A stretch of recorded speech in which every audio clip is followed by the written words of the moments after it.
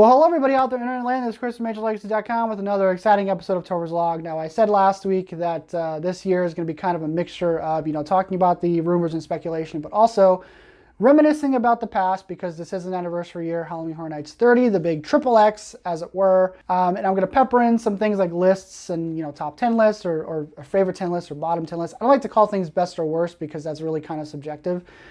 So, whenever I talk about my tens, top 10 or bottom 10, it's my favorite 10 or my least favorite 10 because these are just my preferences and my not preferences. It is what it is, especially when it comes to this list, because there'll be things I think on the bottom end or top end of the spectrum that might, people might be turned off by. So we're going to start off this week with my least favorite houses at Halloween Horror Nights of all time since I've been going. I've been going since 2000, so what is this, 20 years, 21 years, whatever it is. I promised this a couple years ago when I was doing the My Talking Head stuff. And this one kind of took me a while because, when you go back and you sort of think of all the houses that you've sort of been through, sometimes things start to meld together. Sometimes, it's like, was that in this house? Was that in that house? I have to go back and look at my notes, so on and so forth. And one of the things that we'll get right into it here. So one of the things that while going back and looking at things, there's one house or two houses really in particular that I don't remember a fucking thing about. And to me, that's kind of like the worst when it comes to houses, especially in the case of this, because this was the first year that I actually had a frequent fair pass, and I did the house multiple times, but I don't remember a damn thing about it, and that is Disorientorium from 2004. When they had the dual park thing. I don't remember a thing about this. I know there are little bits and pieces. I think there was this might have been the one that had the room where the people had the checkerboard sort of leotards on, and they were blending into the background. I think that was this house. But to me, that's kind of like, when you talk about least favorite or most favorite, I don't remember a thing about this. And that I think is a huge sin when it comes to the houses, is whether it's bad or good, it should leave some kind of an impact on you. Especially when we talk about my least favorite list, there's one on here that does leave an impact on you. So, and I remember it pretty vividly. So this one, it's crazy because I like I said, the first year I had the frequent fair pass. This was also the year that I moved to Orlando, which is why we bought the frequent fair pass. But I literally don't remember a thing about this. And I know that I went through the houses multiple times. There were other houses there that year that I do remember very fondly, actually. But in the case of this one, don't remember a goddamn thing. And that's, I guess one could argue is it should be on the list. These bottom ones are not ranked. When I get to the five, those will be ranked, but these ones that I'm talking about right now are not ranked in any particular order. Just kind of talking a little bit about, the least at the bottom of at the top of the barrel, if you will, but not ranked at all. Just sort of thrown out there for sake of a list or whatever. So Disorientorium, not just forgettable. On going down that list of being forgettable as well, we're going to talk about Funhouse of Fear from 2003, Halloween Horror Nights 13, over there in the Thunder Falls Terrace restaurant there. Another one that I don't quite have vivid memories of. I know it involved clowns. I know it was 3D. I'm not a big fan of the 3D houses, so it is what it is. Disorientorium, I believe, was also 3D. I'm not a huge fan when it comes to that stuff. I think that the 3D is just kind of really used as a gimmick, and doesn't quite work all the time. In fact, I don't think it really works at all. There's another 3D house that we'll talk about a little bit later. But yeah, don't think the 3D kind of works. This one I know involved clowns, and it was just weird. It was things weren't quite, things didn't flow well in here.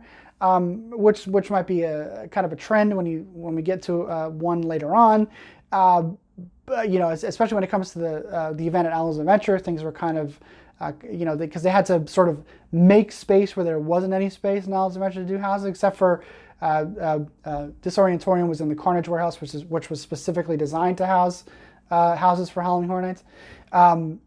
Hence the name, the Carnage Warehouse, because it was built for the Maximum Carnage House from 2002. But this one, again, forgettable, just like Disorientorium was, but also the whole 3D gimmick just didn't work in this house. I remember it being boring. It was just dull and repetitive, again, with the clowns.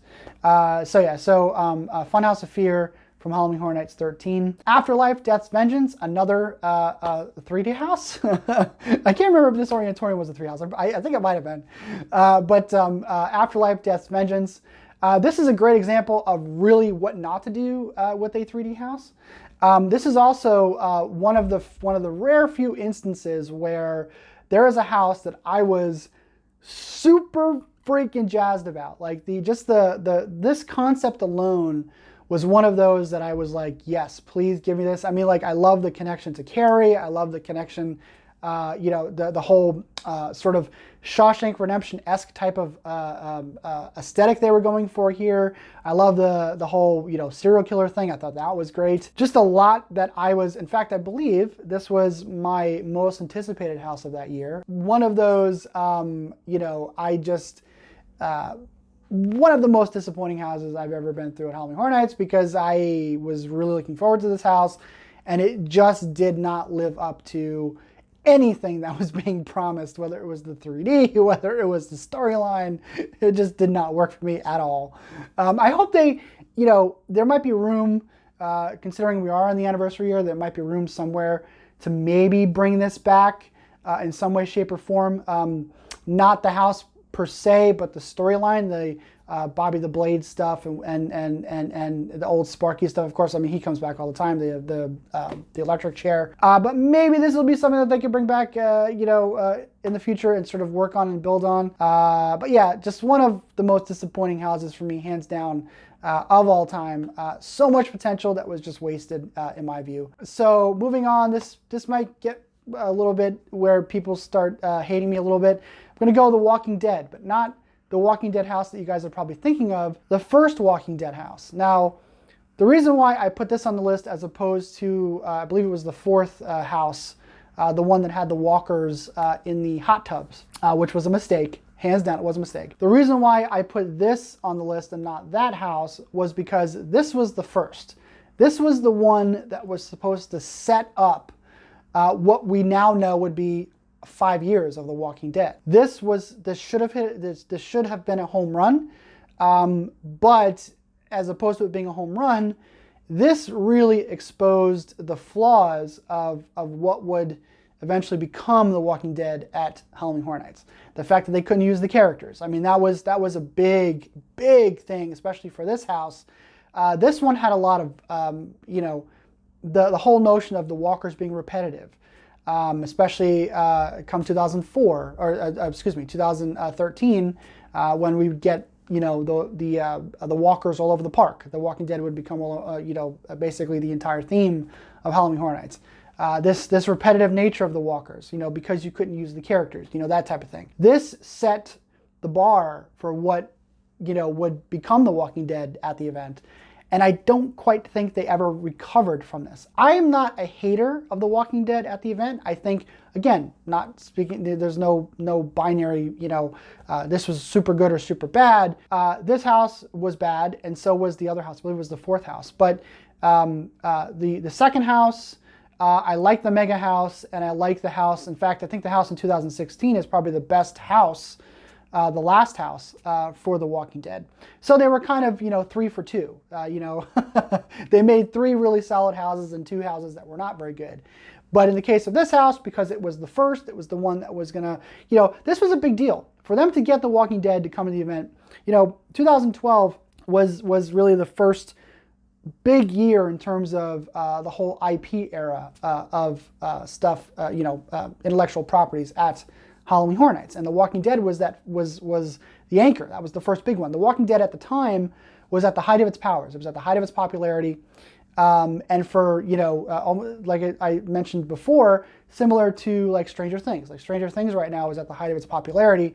The Walking Dead at the time was at the height of its popularity. So for Universal to sort of nab this, and yes, to milk it for 5 years, is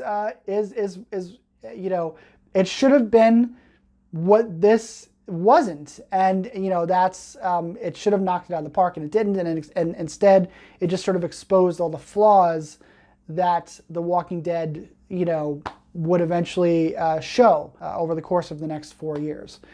Putting it in the disaster queue, I think, was kind of a mistake too, especially because when you're walking through it when it's still daylight hours, everything was just super blown out because of the sun.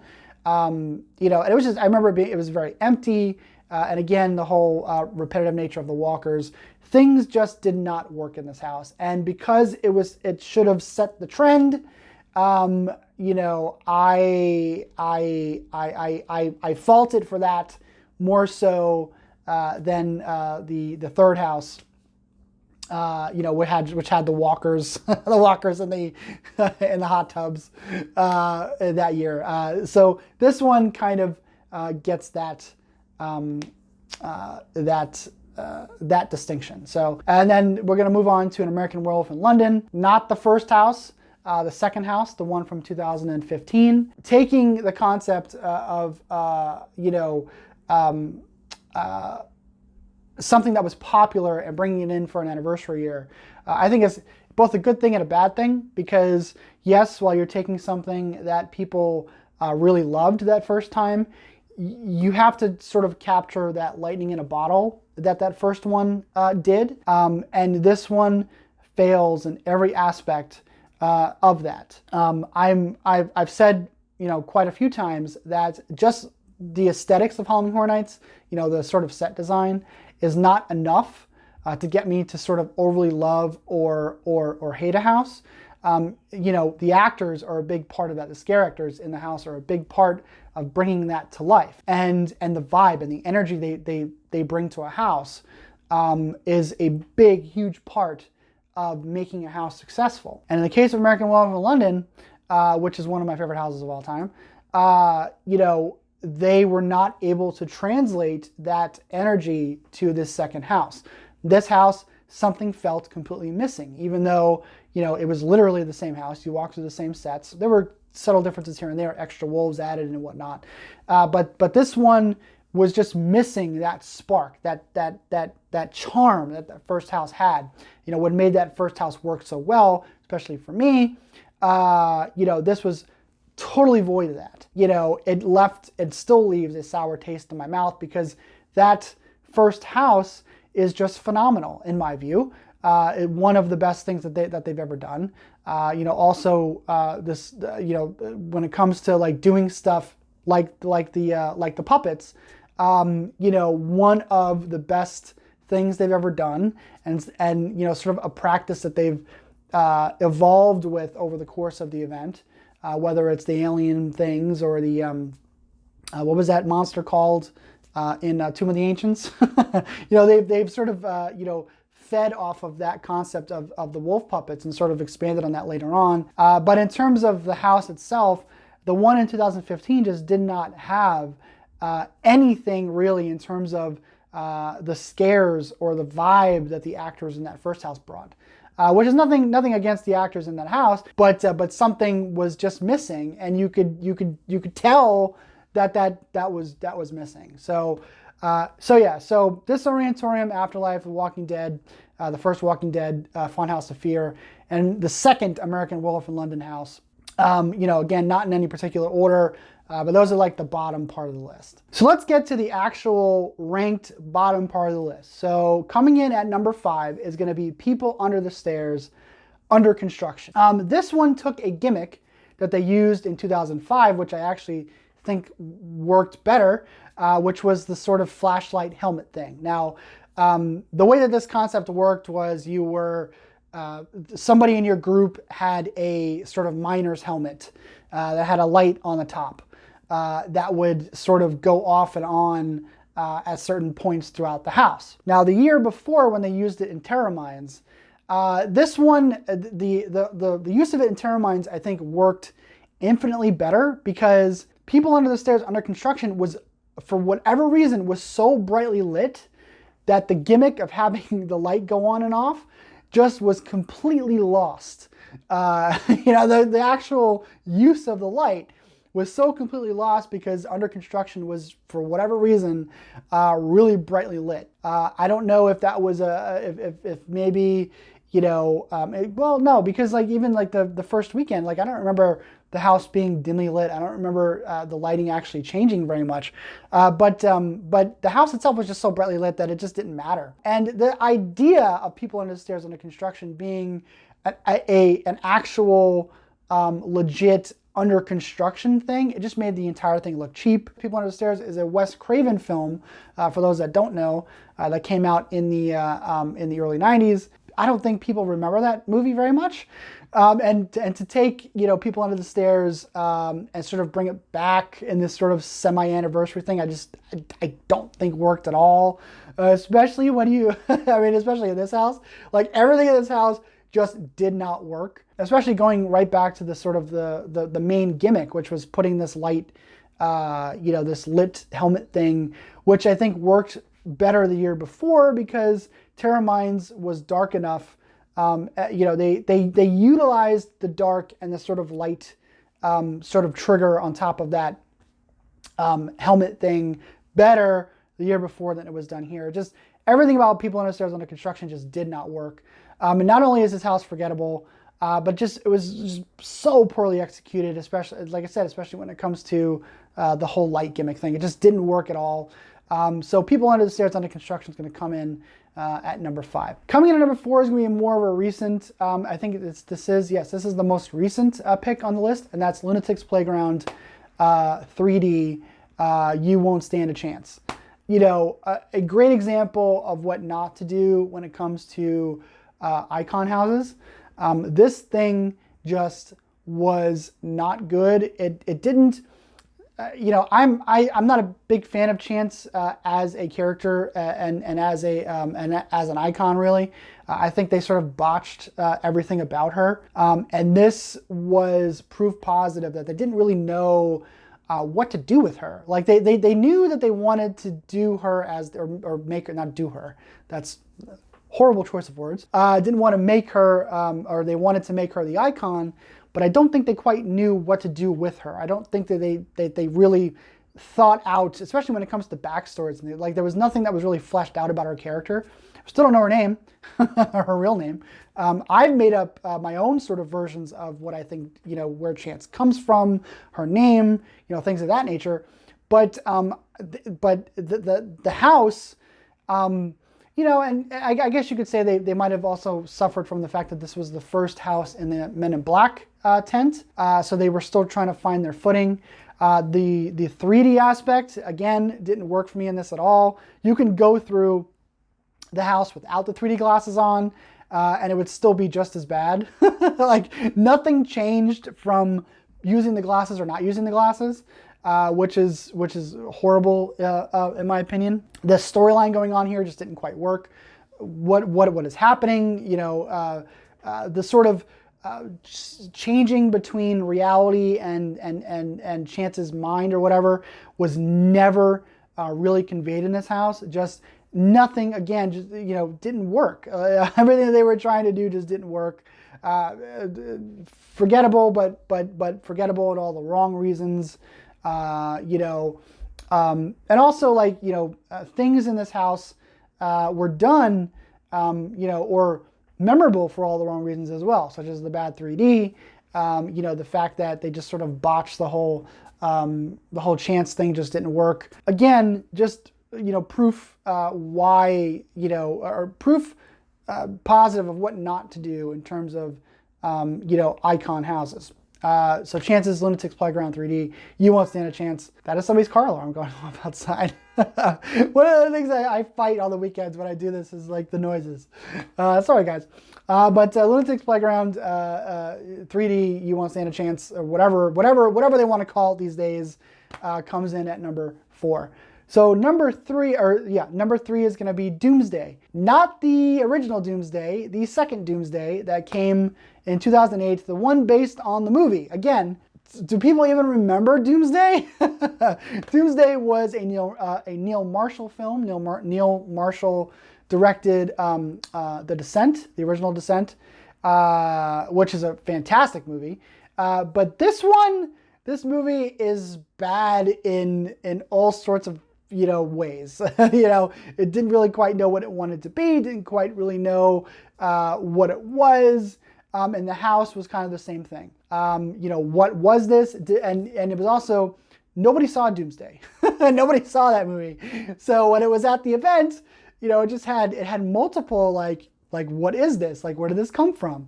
And the fact that it was we also had a Doomsday house that was wasn't an IP but named it was a house of the same name.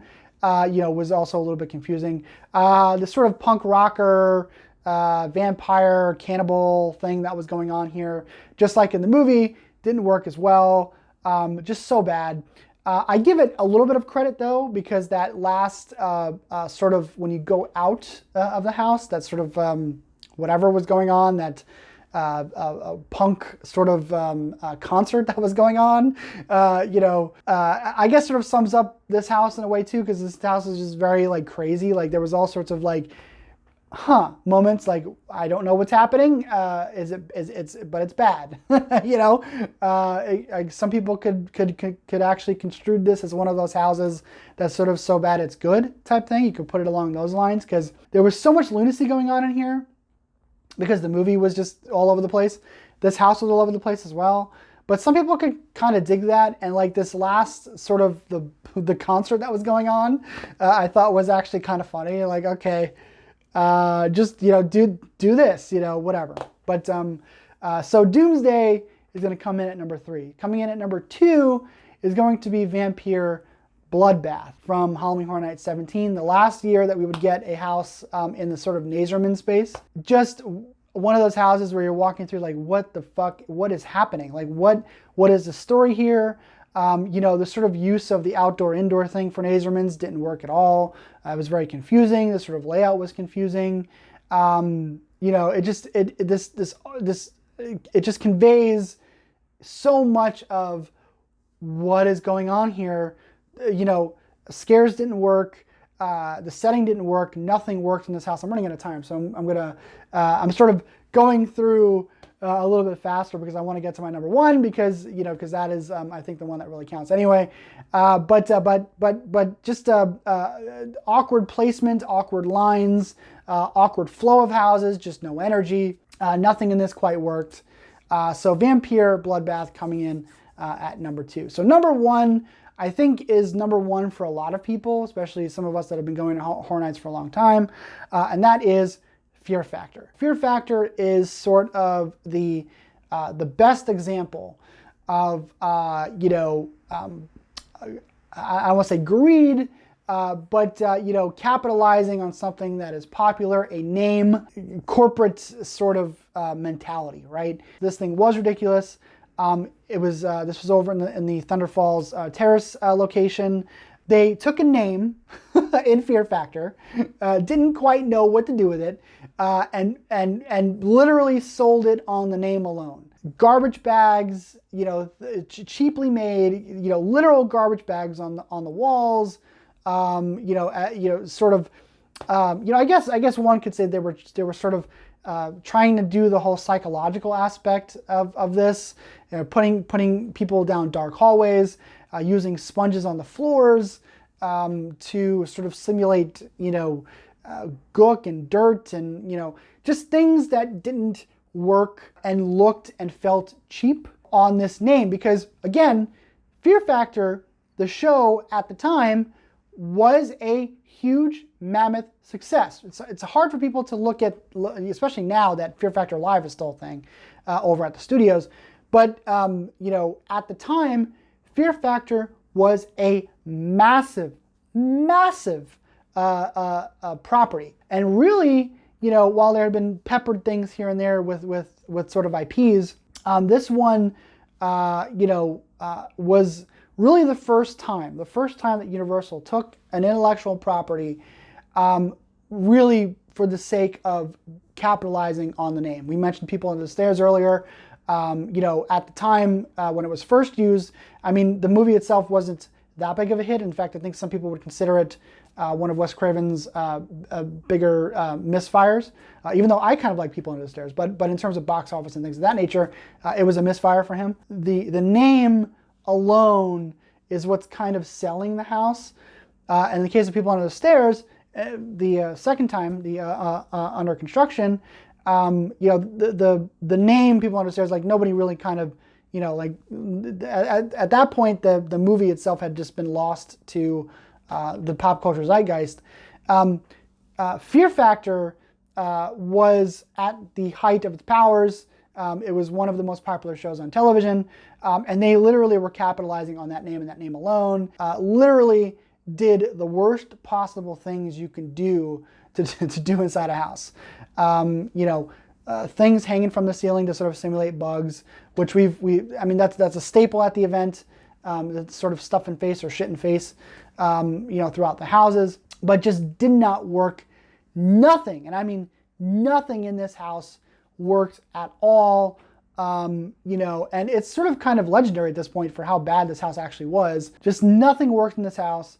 And I think some of the more I think the fans that sort of dislike IP properties today, I think sort of not use this, but have this in their mind because of how bad this actually was, you know, and sort of the blatant use of the name for advertising purposes. Like they literally got Fear Factor because they were capitalizing on the popularity and not necessarily for you know trying to make a good experience. I'm not saying that they didn't try to make a good experience.